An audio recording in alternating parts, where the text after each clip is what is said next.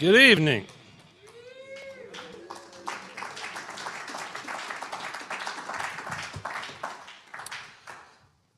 Good evening. There you go. Good evening.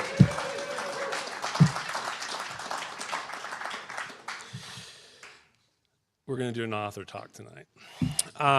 Brian's going to be in conversation with Tony for about 30 to 40 minutes, and then we'll have time for your questions. If you have a question, I ask you direct it to that mic there or that mic there. That way everyone in the room can hear it, but also we stream like 90% of our programs here at the Pratt Library. So if you ever can't make it out to a program, please know that it's on our Facebook or YouTube page, so you can check it out there. After the program, Brian will be happy to sign your book, chat a little longer. We'll be outside, right outside these doors after the program ends. Again, thanks for coming out. Appreciate it. My name is Cleve Corner. I'm the manager of author and speaker engagement at the Pratt Library. No. That was because I need to put my glasses on to see my stupid phone. But thank you. This evening, I'm happy to welcome Brian Baker to the Pratt Library to discuss his new book of photographs, The Road. While touring is easily glamorized, all traveling musicians know that 22 hours of every day lack the lights, glitter, and other rock and roll trappings. For Baker, some of that time is spent photographing what interests him most in his surroundings. As revealed in The Road, his fascinations range from bizarre highway signage to unsettling figurines, mannequins, and statuettes, to religious iconography that carries extra weight when one considers the ethos of a band called Bad Religion, to steaming cups of espresso and classic diner meals, to guitars, and more guitars, and so on, and so much more. The Road is designed in collaboration with award-winning photographer and curator Jennifer Sakai. Music lovers across the globe will revel in a Brian Baker's eye view of the landscapes he inhabits and gain insights into the sometimes disquieting and always beautiful imagery that seizes his attention and engages his obsessions. This evening, Brian will be joined in conversation by Tony Pence, founder and owner of Celebrated Summer Records. Brian Baker is a punk rock icon who grew up in Washington, D.C. Hailed in a 2024 Alternative Press fan poll as one of the 5 greatest punk guitarists of all time, he has been a pioneer of multiple styles and continues to influence and inspire new generations of listeners and players. Baker is most widely recognized for his significant contributions with legendary bands, and I'm going to mispronounce this, I don't know these, Minor Threat, Bad Religion, which we discussed, and Dag Nasty. Tony Pence is the founder and owner of Celebrated Summer Records, which he established in 2006. A native of Baltimore, he has spent most of his adult life heavily involved in the city's punk and hardcore scenes, playing in bands, booking shows, and previously working at Reptilian Records and the Auto Bar. When not immersed in collecting punk, hardcore, jazz, and soul records, he's likely at the movies or reading and collecting 80s pulp paperbacks. It's my great pleasure to welcome Brian Baker and Tony Pence to the Pratt Library. If I don't want to be with you, am I safe?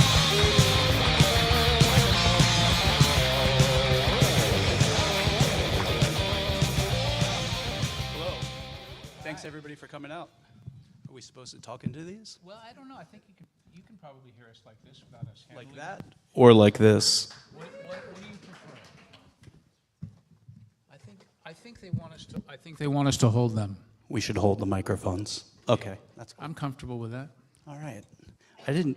I actually am deaf from years of having my head close to amplifiers, so I didn't hear a single thing that he said about their introductions. It's so funny because I didn't understand a word of it either, and I too have had my head near an amp for a long time. So let's just start fresh. Yeah, I'm sure whatever they said, it was fine. no clue. Yeah. So, yeah. All right. Well, again, thanks for coming out. Also, thanks to Atomic Books for selling the books and being part of this. My Atomic Books tote bag there. And you know I'm serious because there's a clipboard, but at the same time, it's just a bunch of magic marker scrawl. I'm like a set impressed. list. I'd like to just... It's just scrawl, like a set list, so it's not very serious. Anyway. No, it shows a willingness to. It shows that you care. You're the first guy with notes so far, so I'm ready. All right. Well, I figured because we're in Baltimore, I wanted to start off and talk a little bit about the early DC punk scene and the way that maybe Baltimore was perceived by it. Just the interactions and kind of like, I mean, Baltimore and DC are close together, But yet so far away. so far away, you know, attitude-wise and personality-wise. So I'm really curious how those early 80s interactions happened, you know, both in bands and not, just like DC kids coming down here and seeing shows. I don't know. I would love to think that there was a divide that was discussed, but there wasn't. I mean, a lot. At least when I was 15 when this started, and so the early stuff in the early 80s, there were a lot of Baltimore people who came down to DC, and I met most of my Baltimore friends I met in DC first, and then going to Baltimore was just when venues appeared, when there were places to play, it was just, oh well, we're just going to go play there. It wasn't. You weren't thinking about going to a different city. It was, well, this is going to take an hour to get there. But you didn't think about, like, well, the Fairfax, Virginia punks were totally wild. We were scared of, which is basically the same distance to us. I mean, I don't know. There was definitely distinctive differences in the scene as it developed a few years later. I think that I would characterize Baltimore as being just heavier art. You did drugs. We didn't do as many drugs, which I applaud you for. And you can see it in the work, which is great. But it was really just, I just thought of it all as kind of one big family, because remember, punk was so small then that anyone who looked weird on purpose was your brother or sister. Yeah. And it's just like, even when there was more of a crossover, I guess, Baltimore kind of like produced Reptile House, right? Yeah. Which is very different in style than, say, the early DC, like, kind of hardcore sound, right? It's like totally different. So it's interesting to me that was the band from Baltimore that kind of had this bridge.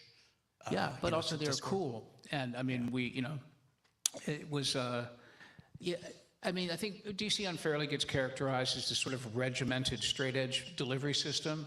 And it really wasn't that. I mean, there were, the people think that the Discord bands were just some of the bands. Yeah. And there were a lot of people who were doing things that were way out of bounds and not, following that guideline and making their own records with their own labels too. So it's not weird that Reptile House, who were awesome, that's why we liked them, because they were good. Yeah. And I stole a member of Reptile House to be in Dag Nasty for a short period of time. Oh, wow. London May. Of course. Yeah, just so you know. He's in Sam Hain now, so see, I picked good.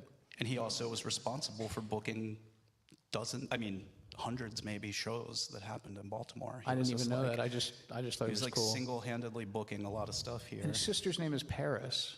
That tells me something about his parents. Nice. Yeah. Well, I was also curious, like, your career in music and stuff, it's had some like wild transitions, and I'm like fascinated by the transitions. I really, and since you mentioned Sam Hain, right? Yeah. I'm really interested in the transition from the kind of Minor Threat world to the Meatmen, right? Kind of like, I'm curious how like maybe Tesco and that stuff kind of... Yeah, see, you're thinking there was like a reason or a methodology.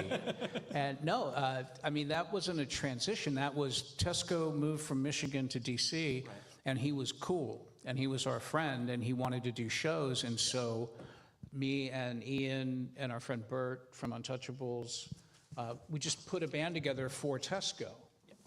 And I think that if I don't remember, I'd have to be a student of all of this, but either he was trying to do Meatmen with Detroit people concurrently, or during the transition from moving from Michigan to DC. Eventually, I think it was just a matter of like, it was a pain in the ass to drive, so he was just gonna get new Meatmen. And we were all temporary. I mean, I was in the Meatmen kind of like as a permanent guest, And I probably only played 4 or 5 shows. Oh, okay. Yeah, it was not like, again, this was just never supposed to be some sort of like career move. Right.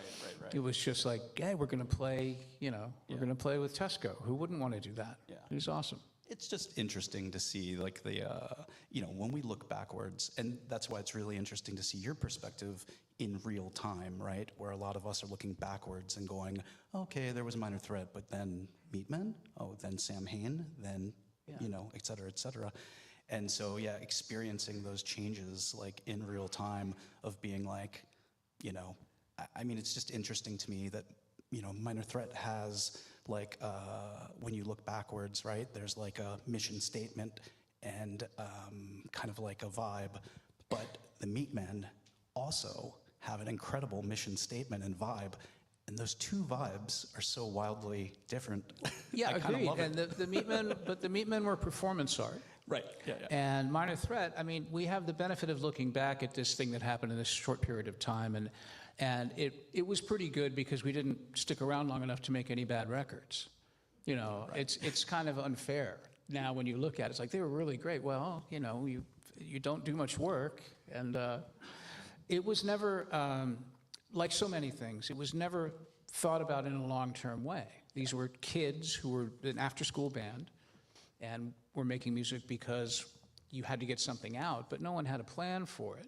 And I've never really had a plan with my career other than I want to play guitar. And so that's why there's a lot of these different things coming in, because the one thing that binds them is like, we would like you to play guitar in this band. And that was more important than what the band was, especially early on. So, that's how you get Tesco V and the Meat Crew and Dag Nasty in the same. I was playing in the bands at the same time, if I'm not mistaken. Which, again, looking backwards, that's incredible. I love to see that. Like, that's great. So, I don't know what to tell you. yeah, no, that's awesome.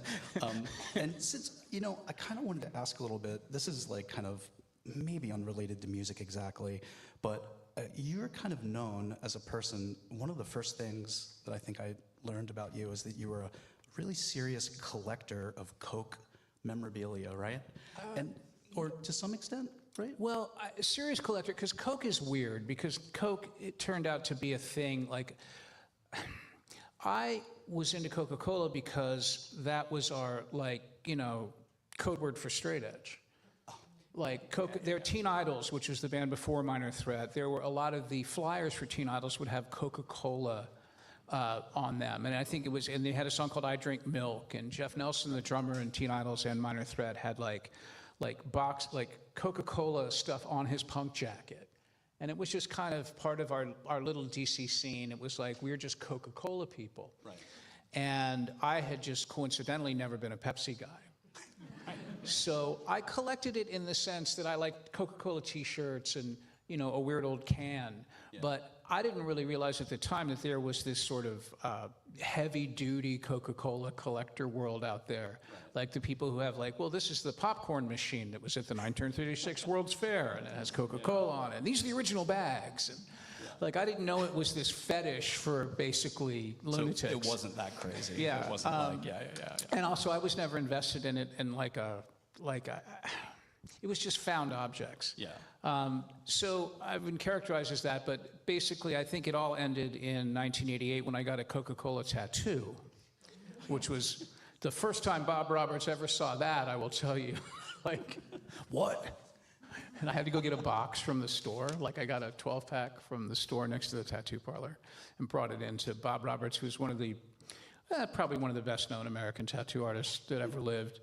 And I'm just some idiot who wants a Coke tattoo instead of a devil. But once I got that tattoo, I always had it with me, which was nice too, because at that point, right by '88, I didn't really have a home, and I couldn't carry around a collection of, washcloths and figurines at that point. Yeah. And at some point, though, I mean, more so than just like a regular musician, you started collecting guitars?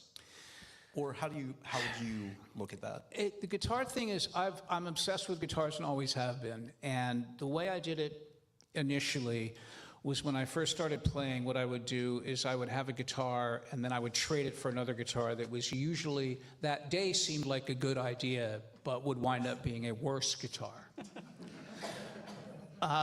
And then I would have to take that guitar and some money and try to get back to the bass line that I had started out. And this was just this addiction that kept going. But I would never have more than one or two guitars because you only needed, basically to tour, I only needed two in case one went down. But I was doing a lot of swapping out. And as a matter of fact, to that end, the reason why I wound up playing second guitar in minor threat is because I traded my bass to Chuck Dukowski from Black Flag for his bass, because he had a clear bass like Greg Ginn's guitar, an Ampeg, and an original one. And I had a P bass that was just made out of a Frankenstein precision bass made out of parts, a Fender bass. I don't want to get too deep nerd on guitar stuff, but I'm sure a lot of you get this. And so I'm playing with Black Flag, Minor Threat's playing with Black Flag in California, and I'm like, Chuck's like, well, I'll trade you this bass for that. And of course, the reason why is that his bass was a piece of shit. But it looked cool. And I'm like, I'm getting Chuck's bass from Black Flag. This is awesome. And I play the rest of the tour of this bass. I get it home, and I take it to we had this one guy in DC named Steve Malkasethian, and his company was called Angela Instruments, and he was like the guitar purveyor to the punks. And I brought the bass, he's like, can you make this play in tune? And he calls me back a day later, he's like, no, it was made, it was made wrong. Like, it was not possible to intonate the bass. And so I traded it to Steve for a guitar. And I didn't have a bass. And I basically went back to the band and was like, well, I don't have a bass anymore. I have this guitar, though. And I know a guy with a bass. So if we get him, then, and that's how we got Steve to join the band. Honestly, it was a combination of things, but mainly the fact that I no longer owned a bass. And this was what my trading did to me. Incredible. Yes, it's true, and that's how sad it is. Later in life, I started to, when I could afford to have more than one guitar, I started to build up a collection of guitars, and they would just now were how I would float.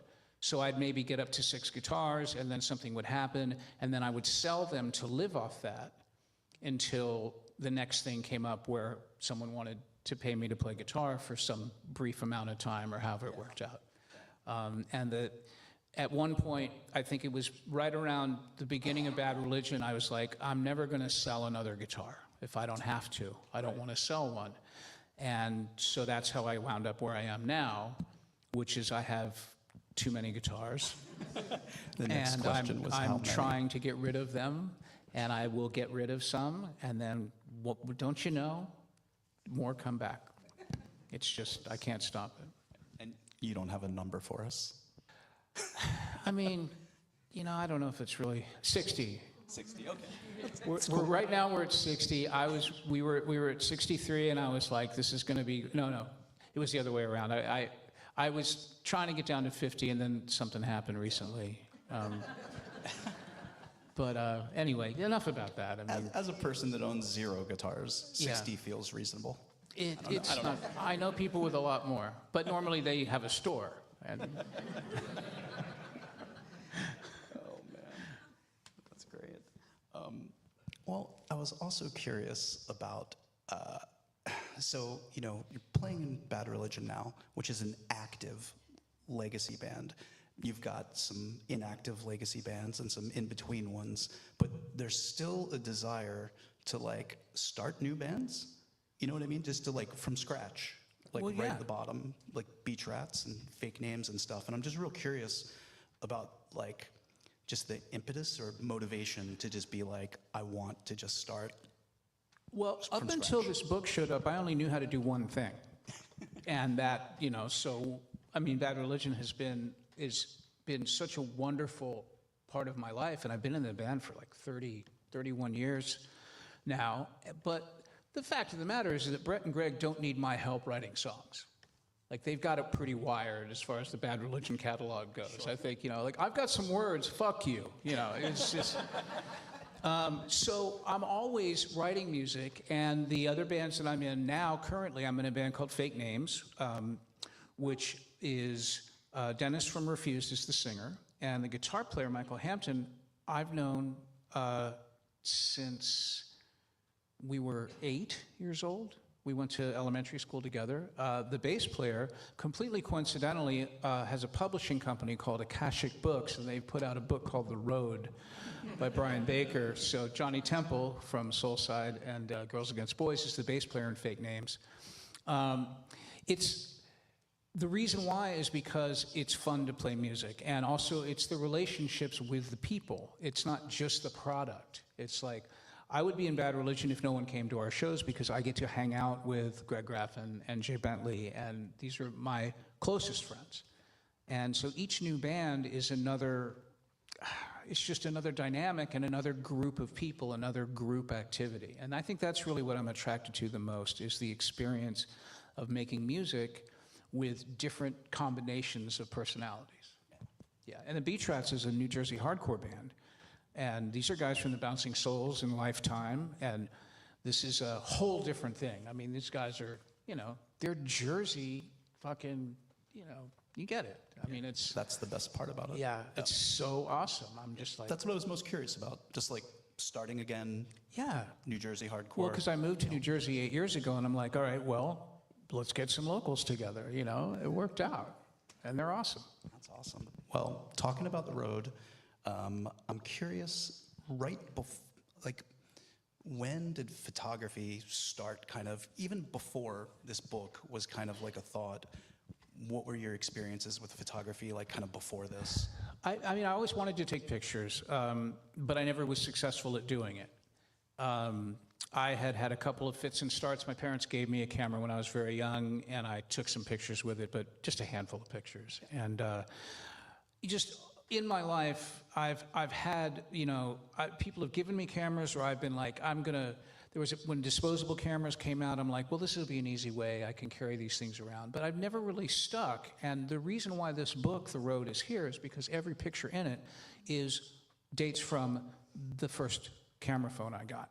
So this is all iPhone pictures from a couple of different ones. I'm not a big, I'm not one of the people who gets the new one, so I don't know what numbers these are. I know the one I have now is a 13, but most of the stuff is single digit for sure. Once I had that tool on me all the time, obviously I took a lot more pictures, but still, this was not about photography. I was using it as a tool. I mean, you think texting is lazy. I was too lazy to text. I was taking pictures. Where are you? Hamburger. Where are you? Graveyard. Oh, the graveyard by the venue, and it's the tour manager who wants to know if I'm coming to soundcheck. Graveyard. So it really didn't develop into thinking about taking pictures until much later down the road. Got it. Yeah. And I mean, how did it go from that to a finished book? I'm really curious about that. Like, what motivated you to go from just the, hamburger to hamburger published? Well, like basically.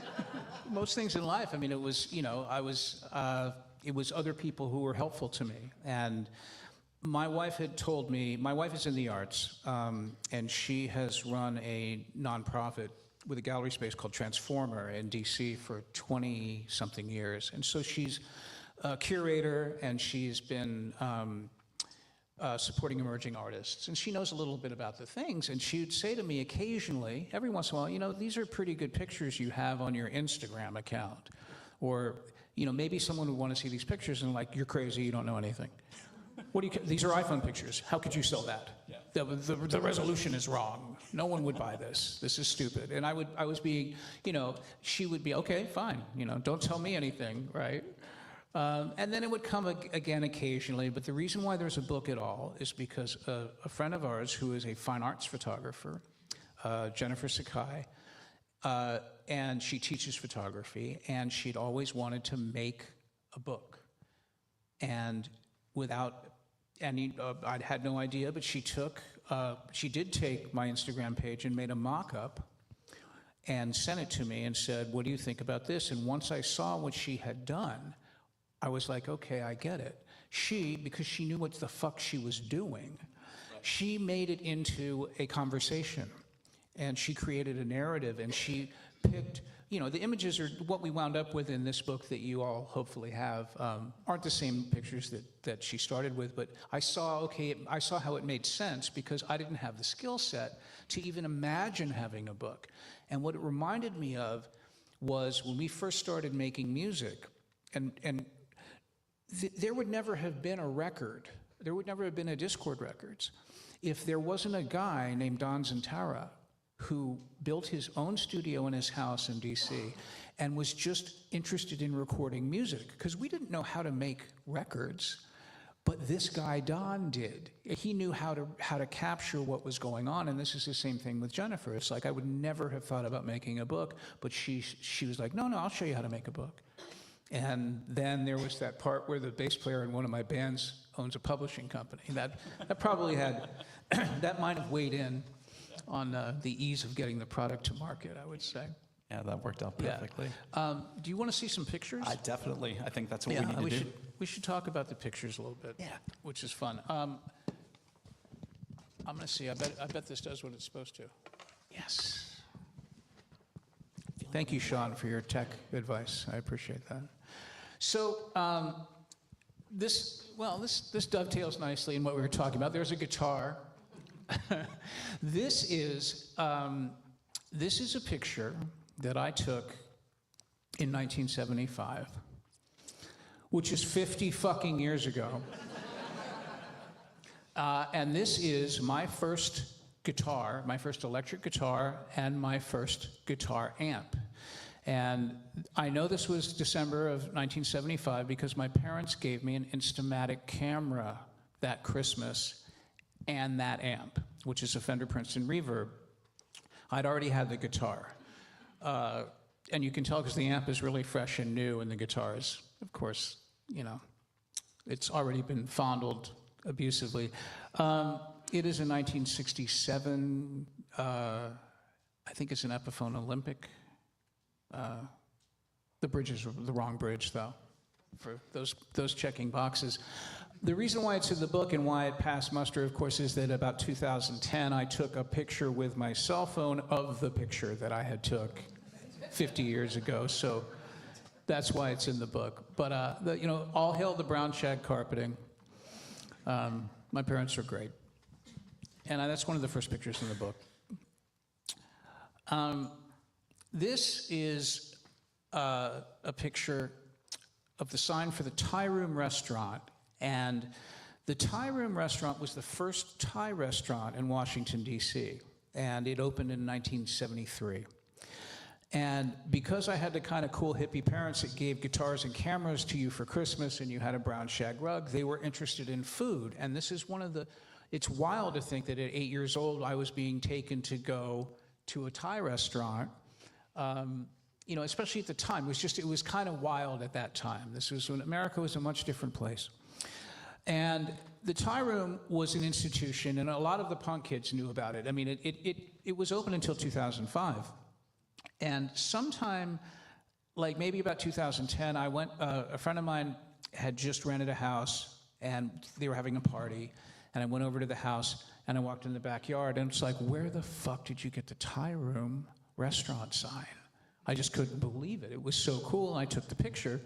But it has all of this DC resonance for me, but the main thing also is that the building the Thai Room was in is now a place called Comet Ping Pong. And those of you familiar with 4chan and, Republican Suicide Squad operatives may recall the Pizzagate scandal of the 2016 election, where the Clintons were purportedly drinking the blood of children in the basement of Comet Ping Pong, also known as the Thai Room. There is no basement. There was not a basement in Comet, and there was not one in Thai Room, which I think had a lot to do with the debunking of this particular myth, but that's why that picture's important to me. This is a picture of guitars.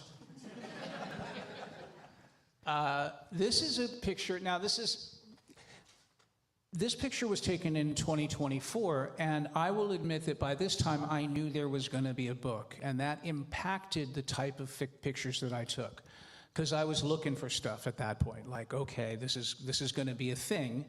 And when I found out in early 2024 that Bad Religion was gonna go on tour with Social Distortion, the first thing I thought about was not how cool it was gonna be to share pomade with Mike Ness, and not all of the exciting things that were gonna go on with our brothers. It was that Johnny Two Bags from Social D has the most kick-ass guitar collection of anyone I know out there, and I'm gonna get to tour with him, and I have to take a picture of his guitars and Mike Dimkich, who's the other guitar player in Bad Religion's guitars, all together. That was much more important than the tour itself. I'm sorry.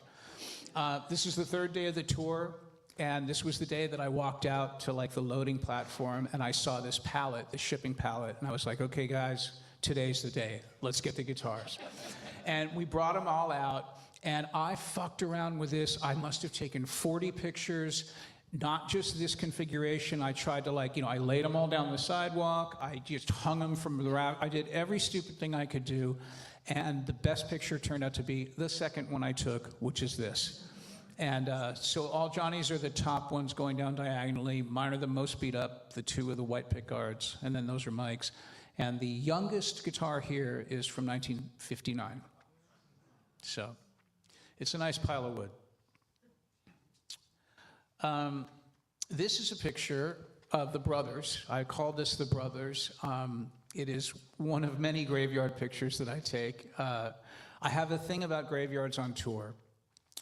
They are, besides the punk/goth aspect, which we can all respect, I tour a lot in Europe, and graveyards in Europe are old, and they tend to be in the center of town. They're they're very handy, and they're just these incredible, they're big parks. They have this beautiful architecture, this great history. Not a lot of American tourists there yelling, usually pretty empty, and just a really peaceful place to be. And I search them out always when I'm in a city. And this is in Portugal, in Porto, which is a beautiful town. And this is the Pedro family crypt. The family's name was Pedro, and they were big import-exporters, scions of Porto industry in the late 19th century. And so I knew I wanted to have this picture in the book, and we had the book, and we put it together. And I was thinking about, maybe that would be a good picture to talk about at these talks. And so I did some more research, and I found out, of course, that this is Mrs. Pedro and Mr. Pedro. They are not brothers. And my apologies to the Pedro family, any of you still living, that I had made that terrible error. But of course, if I'd looked at it for more than 5 seconds, I would have realized that that was, in fact, a lady. So sorry, Don Pedro. This is a picture I took in Miami. And this, I guess, is another component of the book. I was on vacation, because it's cold in New Jersey. I was on vacation with my wife, and this is maybe 10 years ago, and I'm walking back from dinner, and I'm walking down the street, and I see this church, and I take my phone, and I go like that, and I keep walking. And we go over, I think we were either going to dinner, it doesn't matter. A couple hours later, I look at my phone, and I look at this picture, and I go, that's a fucking real picture. That's like a grown-up picture. It looks like someone who knows what they're doing. Look at the lighting. It's like everything about it, the way the image is sitting in the picture, the clouds, it looks like it's lit. It has all of these, it looks like someone knew what composition meant.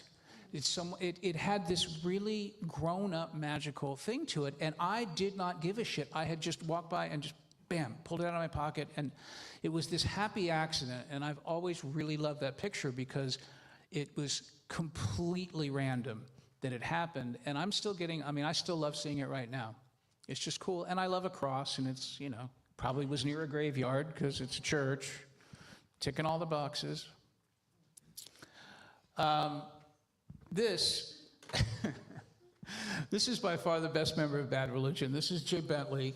And this picture was taken in 2013 and in Clisson, France. And this is, Bad Religion plays a lot of festivals in Europe, and their festivals don't really have themes the same way that some of ours do here. So it's kind of a metal festival, and there's some weird bills, and this was the year we were playing. It was Bad Religion, Motley Crue, Whitesnake, and ZZ Top. I don't book the band, but so what Jay is holding there is Dusty Hill's furry white bass from the Legs video. It does spin. And there is a picture of me with the guitar, but I did not take it, so it's not in the book. But these are the real guitars. And I would love to say that we were great friends with Billy Gibbons and Dusty Hill, but of course, no. We were great friends with their guitar tech. And unbeknownst to them, while they were at the hotel, we were fucking with their equipment and taking these pictures. Yeah, I love it. This is the last picture, and this is another one of my favorite pictures. I'm sure some of you may be familiar with a picture of Minor Threat sitting on the porch of Discord House, and I don't know. I've noticed over time that there have been a lot of memes made out of this, and there's the Simpsons one where I believe I'm Milhouse, for which I'm grateful, and one of my favorites. There's a Golden Girls version of the Minor Threat porch photo. And I think I'm Estelle Getty in that one, which I'm also proud to have been, the smart one. This is a mug with early Black Sabbath heads imposed over the band members. And people send me this stuff because, of course, they do. And I got a couple mugs in the mail, and I was going to Discord on unrelated, non-mug-based business. And I was like, I'll bring you in a mug. And so I have the mug. I drive over there, I open the gate, and I walk in the front yard, and then I look at the mug, and I look at the porch, and I go, no fucking way. This is too good. And I put the mug down, took out the phone, one shot, bam. Put the phone back in my pocket, took the mug in, gave it to Ian. He put pencils and pens in it. Yesterday, I did a talk with Ian, and it turns out that he uses it to drink tea. He does not keep pens and pencils in it. He still has the mug. It is used for, the right reasons, for tea drinking. So that is you can get as meta as you want, but the idea of the mug with the Minor Threat people on the porch of Discord House. And all of it just in 1 second without thinking about it, It's cool. And there are another 100 pictures like this in the book, I think. I don't know how many pictures there are in the book, actually. And there are no page numbers, so I can't. Yeah, we'll work on that for the second printing. But that should be it. Yeah. Yeah. I think I'll just leave that one sitting there. Yeah. Right. Sorry to get all booky with you, but that is kind of the purpose. No, that's good. I'm curious, and I guess after this we'll get to some audience questions. When you tour with Bad Religion, it's kind of like it feels from the outside that it might be more of a bubble type situation, and with setups and breakdowns, that it might be harder to get away to be able to take some of these photos. How hard is it for you to kind of get out of the festival kind of world to be able to wander around? It's not hard. I mean, festivals, you're kind of in a cage, and they tend to be in a rural area where there's nowhere to really go. The way you get out of that is that you carry a bicycle with you, which I've been doing for about maybe 10 years. There it is. And then, unless you're really in the middle of nowhere, you can get where you're going. But in general, no one really cares. No one knows who I am. They don't care. It's just there's an old guy on a bicycle, or there's Just curious about those giant metal, those fests that would have Motley Crue and stuff with those super, they're not right in the middle of town, right? They're kind of further away. They're maybe very regimented time-wise. Yeah, I kind of stay on campus then too, because I like those festivals. I prefer to perform in a club where I can see people, where the energy is there, where you can play a full set, where you get the back and forth, the whole point of the thing. But these are fun because all of your other friends that you never see except for the other touring bands and the people who work with them. I'm excited to play Hellfest, not as much to play with Motley Crue, but to be at catering and see, the guys from Lagwagon who are on a different stage. They have to take golf carts to their stage because it's too far away. So you don't even get to go see them play, but everyone hangs out by the coffee. It's just, that's what's fun about it, the sense of community inside the festival. But you don't need to get away from it. I don't, not usually. Got it. All right. Is Cleve, are you going to do some Yeah, audience I'm questions, right. or do you want me to? It doesn't matter. It's their I'm right questions. here, and we have about 20 minutes for your questions. So again, if you have a question, if you can direct it to this microphone here, There it is. or you can get up and stand and ask at that microphone there. And Tony, while folks are lining up, if you want to ask another question while people are lining up, that'd be great. You got me. And you don't have to have my last questions. question. You may have them, but don't feel obligated. Oh, no, they had to. It was part of registration. Break out the. You got me. I asked all my questions. I had this. We have a question right here. I had it perfectly timed. Yes, There it goes. we do. I have actually two questions, well, maybe a two-part question. One is a hard question, and one's a crowd pleaser. So the first one is, there's no words in this book, and I'm wondering why that choice was made. But the second question is, since there's no words, if you had to pick 1 to 3 songs that we should play while we're looking at this book, what would they be? Okay, well, those are both really good questions. And the reason there are no words in the book is I've learned over time in making a lot of records how many people have listened to music that I've been part of and have developed their own understanding and interpretation of the songs. Especially in Bad Religion, because that's a wordy band. But it's so cool to me when people get something that was either not intended or completely, just their own interpretation of what the song is about. And I just kind of instinctively thought, I don't want to direct people with these pictures. I think it's much less interesting to be like, this was taken of Jay with a ZZ Top bass in France. I just like the idea of you being able to kind of float through it and not have those pointers. And it just kind of helps with the flow of the book. The songs to the background music is weird. I'm not really sure I can just jump 3 out because I don't know if they should be music that I'm part of or not. So if it's, okay, well then it should be the first 3 songs off Machine Gun Etiquette by The Damned. The first song is Love Song.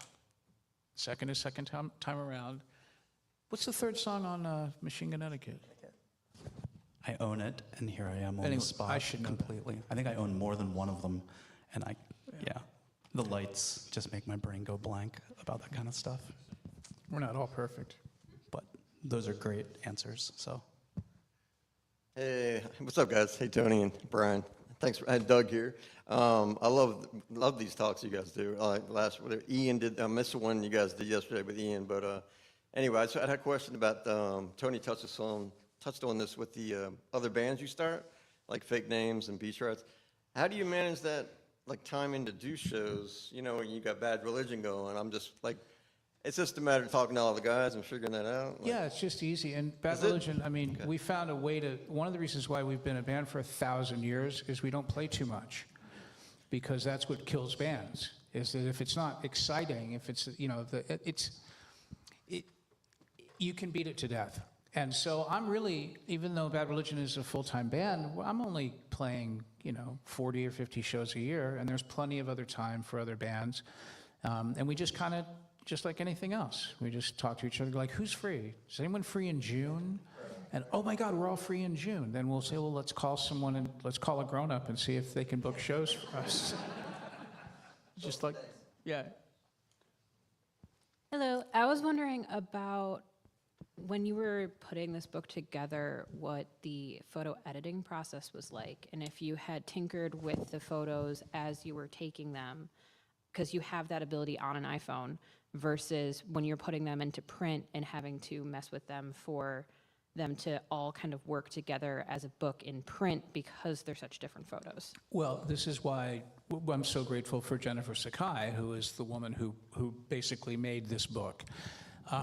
It was her skill set that made it look like it did. And we just basically, what she presented to me was, let's just use the number 100. She had 100 pictures, and when I saw what she was doing with the pictures and how it was talking, I knew better than to just start swapping shit out randomly, but I'd say maybe 20 of them. We just chose different ones for just different reasons. Like she would have a picture in there that she did not know that I did not take. that had been like a screenshot of something, or, you know, some, like just, oh, we can't use that because that's, you know, just the math wasn't right. And so I would make subtle changes, but it was really her vision and her skill set that made it so it all has it also, the way that she's, I guess, gotten all of the resolutions to make sense with each other. That's, you know, that's not my job. Hello. This goes kind of along, like, with what songs would you listen to while you're looking at this? What are you listening to right now that you are just absolutely loving and just dumbfounded by and just obsessed with? I know that I'm on a big End It kick, but it's not because I'm fucking here. Good answer. It's not because I'm here. And you can ask the people in New York. I said the same thing. How's that? Yeah. Yeah, I'm into that. I love the new record. I have just been directed towards Bob Vylan, Yes. which is awesome. But like a lot of guys, or a lot of people my age rather, it's so crazy, but I just listen to this stuff, so much old stuff. And I think it's just like all of us. It's like, you know, what was your coming of age music? What was it, you know, what was your favorite band in college? You know, and I just still keep getting drawn back to the classics. But I'm curious, I'm still curious, so I have some hope. Yeah. Hi. Tony talked a little bit about how you've had like certain left turns in your career. And I got to see you guys on the Field Day tour back in the 80s. So I've always kind of been drawn to that album. Yeah. I was wondering if you could talk a little bit about it and if there's ever going to be like a reissue or a remastering of it.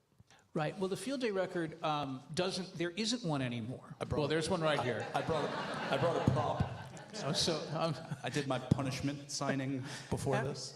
The reason why there had not been a reissue of Field Day is because there were no tapes. They disappeared. I mean, the Field Day record was out on a Dutch East India subsidiary. I don't even remember the name of it. Giant. Thank you. Yeah. The record store guy knows. And when the record company folded, the masters were lost, and so there was no way to make new ones. And then there was also a litigation issue because no one really knew who owned it. So people were hesitant to just put it out because they didn't know if some specter from the Giant Records background would come and sue them. Fortunately, there's a statute of limitations on this type of recorded work, and I'm happy to say that Trust Records is going to be reissuing the Field Day record at some point. It's just about getting it done at this point, and I think it's going to be, you know, it'll probably be who's got the best CD copy, and then we'll just go throw that in the computer and see if we can make it sound good enough. But the technology is insane, so I'm sure that they can get a great sounding record out of it. And I will say, I don't know if this remains to be seen how the packaging is going to be, but Trust Record stuff is always so great and meticulous. Incredible label. But a guy called Discord House about 6 years ago and was trying to get in touch with me. And of course, Discord's cool. They don't just, they asked me first. And it was a guy claiming to have a bunch of, quote, Field Day shit, unquote, that I might be interested in. And I get in contact with the guy, and he found all of the original artwork for Field Day. Like all of the things that were used to make that record, and this is back, this is pre-computer, so it's tons of photographs and all of the layouts and the letra set, and just this. He sent me a box about as big as this, full of every single thing, all the camera-ready artwork, handwritten lyrics, all of this stuff. And a lot of it never made it into the original album packaging because, as you can see, they were a little stingy. I mean, they couldn't even show the heads of the guys on the front. So maybe this cool ephemera will be, I would hopefully have this be involved in the packaging of the new one. So I'm glad you like the record. I'm looking forward to more people being able to have access to it. Yeah. I'm going to go to an online question but I should say that that is the second question about the re-release of that album. And there was another one online, so get cracking. I'm sure there's sales to be had. Oh, right, this is live, right? This Yes. is broadcasting live? This is all around the world, on the World Wide Web. Technology. You talked about your Coke and guitar collections. Do you have any other obsessions, and how have they impacted your photography? Do I have any, sorry, could you say that again, please? Yeah, absolutely. You talked about your Coke and guitar collections. Do you have any other obsessions, and how have they impacted your photography? Oh, well, I mean, I think I'm nothing but obsessions. I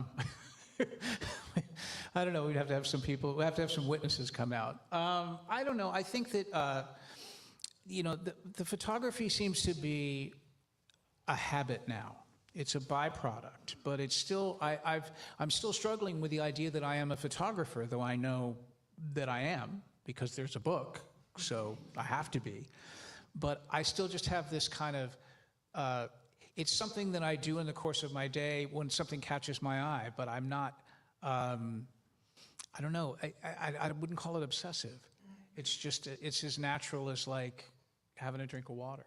And I hope it stays that way. I mean, I kind of like where we're at, this perfect balance of complete fucking amateur and, you know, access to good things to look at is really what makes this nice thing work. So, yeah, I mean, I think you're just seeing the source material. I don't know. Thanks. So making music is creative and making pictures is creative. And I'm curious, you know, how you would compare them in terms of, you know, the process of doing them. And then the second question I have is, are there any photographers that you really love Yeah. besides yourself? Well, I mean, I don't think of making music is certainly more serious than the photography to me because, for instance, I kind of know how to make music, and I mean, I've got that kind of wired, you know, within my lane, and it's been the most important thing to me my entire, you know, basically my entire life since that picture from 50 years ago. So pictures are, you know, I don't find it as serious, but who knows how that develops. What was the second one? Just, are there any photographers Yes, that you yes. really love? This speaks to everything. So my favorite photographers are live punk photographers. I don't know shit about photography. And I've never been a student of photography. I mean, I had like a Diane Arbus book when I pretended to go to college. And, you know, I mean, my favorite photographer is Glenn E. Friedman, appropriately. And I really love Ed Culver. I love Linda Arnau. But these are all live punk photographers, and they don't really have anything to do with this. And funny enough, this is maybe why I'm not serious enough about photography. I'm friends with Glenn, and we went to a Mets game recently. So I'm going to a baseball game with Glenn Friedman, and that takes a long time. I mean, that's a big 3-hour commitment, and I'm there for 3 hours with Glenn, and Mets are winning, and we probably stay till like the 8th inning. And I'm in the car driving back to Jersey, and I realized that I was just there with Glenn, and not only did I not ask him a single question about photographs, I did not tell him I had a book of photographs coming out. I did not even think about doing it. And it's like, I'm not tapping into this insane source. I mean, that's just crazy, but that's kind of where my mind is with this. Like, I didn't even think about it. Next time I'm gonna punish him, for sure. But that was just wild to me that I did that.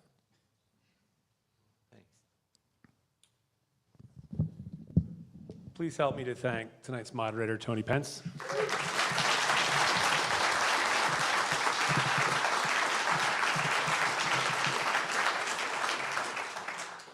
And tonight's author and photographer, Brian Baker. Thank you.